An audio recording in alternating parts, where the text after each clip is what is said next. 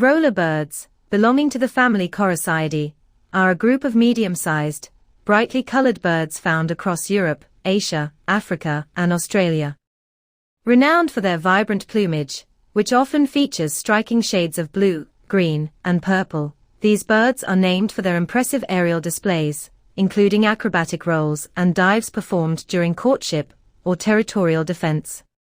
They inhabit open woodlands, savannas, and grasslands, feeding primarily on insects, small reptiles, and other small prey. Among the most notable species are the European roller, Carassius garrulus, and the lilac-breasted roller, Carassius caudatus, both celebrated for their striking appearance and role in ecotourism.